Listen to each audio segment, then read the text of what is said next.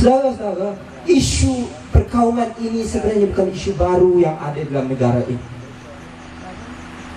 Selepas 50 tahun kita merdeka, tetapi kita sebuah negara yang dianugerahkan Tuhan untuk menjadi sebuah masyarakat berbilang kaum, sebuah masyarakat majmuk. Tetapi kita mendapat pemimpin yang ketinggalan zaman, yang masih lagi mahu mengadu dombakan kita dan mempermainkan sentimen perkauman kita. Masalah masyarakat India ini masalah yang betul, kita tak dapat lari. Semasa saya berkempen di Ijuk, saya begitu terkejut. Ijuk yang hanya 45 minit dari Kuala Lumpur. Saya sampai ke sebuah estate dan saya mendapat beberapa sukarelawan daripada masyarakat India yang berumur 18-20 tahun yang begitu bersemangat untuk membantu kami. Maka kami pun memberikan beliau alamat daftar pemilih yang ada untuk memastikan bahawa pengundi di sana benar-benar hidup dan bukannya pengundi hantu. Tetapi kemudian beberapa pemuda India tersebut bangun dan berkata kepada kami, "Maaf abang, kami sebenarnya tak dapat membaca." Kesemua, ada 6 orang pemuda India, kesemua mereka yang berusia 18-20 tahun ini, yang lahir dalam sebuah negara yang kaya raya, mengatakan kepada kami mereka tidak dapat membaca dan tidak dapat menulis. Kalau pergi ke rumah mereka, keadaannya cukup daif. Ini di negeri Selangor yang kononnya mengikut Menteri Besar Datuk Seri Kirtoyo, sebuah negeri maju. Kirtoyo. Ini hakikat, saudara-saudara. Dan kalau kita sebagai orang Melayu, orang Islam tak ada rasa keprihatinan ini, maka kita perlu merenung diri kita sedalam-dalamnya. Kerana dalam sejarah Islam sememangnya kaya dan mengajar kita untuk berlaku adil kepada semua. Dalam ayat Quran pun telah dinyatakan, jangan jadikan kebencian kamu kepada suatu kelompok itu menghalang daripada kamu berlaku adil. Jadi kita kena konsisten. Itu baru kita dapat benar-benar menghidupkan idealisme Islam yang sepatutnya menjadi pegangan kita selama ini.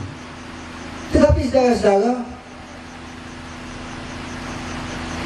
Datuk Seri Anwar juga menegur pimpinan Hindraf agar jangan menjadikan isu ini isu India lawan Melayu. Beliau jelas, kerana beliau kata musuh kamu bukan Melayu, musuh kamu ialah pimpinan Barisan Nasional.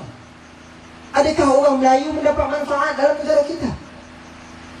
Saudara-saudara, kini selepas berpuluh-puluh tahun diperintah oleh UMNO dan Barisan Nasional, jurang antara orang Melayu yang kaya, maksudnya ahli UMNO lah tu, dan antara orang Melayu yang miskin semakin melebar. Dan ini tidak dinafikan.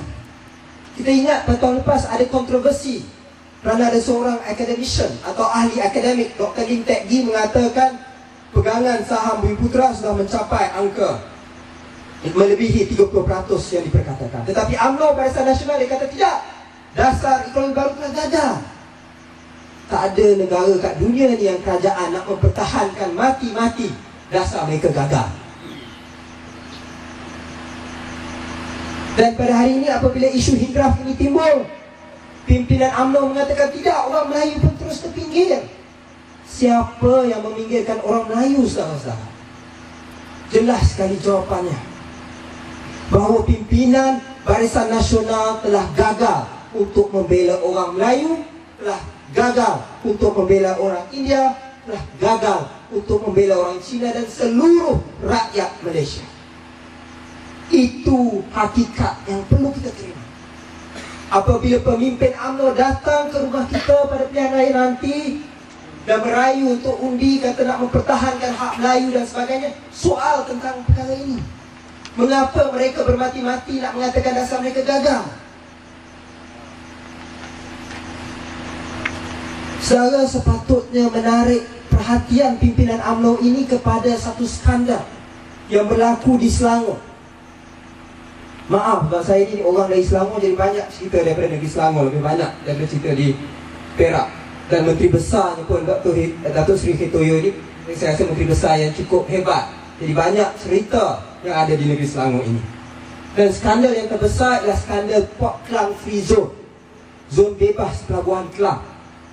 Dalam skandal ini, sebuah tanah yang telah diberikan oleh kerajaan negeri Selangor kepada Koperasi Nelayan Melayu yang diketuai oleh Datuk Rahman Palil yang merupakan ketua bahagian UMNO Kapar. Mereka telah diberikan tanah yang cukup luas di kawasan pelabuhan Klang.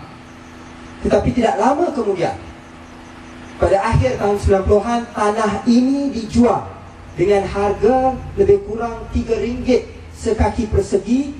Jadi jumlahnya RM95 juta yang dijual oleh Koperasi Nelayan Melayu ini. Ia dijual kepada sebuah syarikat. Syarikat ini merupakan lagi satu simbol kepada kerjasama muhibah Barisan Nasional, kerana dia ada kepentingan pimpinan Cina Barisan Nasional dan kepimpinan UMNO Barisan Nasional. Dalam isu ini, Sami Value dia tak ambil hak dia. Tetapi syarikat ini membeli dengan harga RM95 juta atau RM3 sekaki.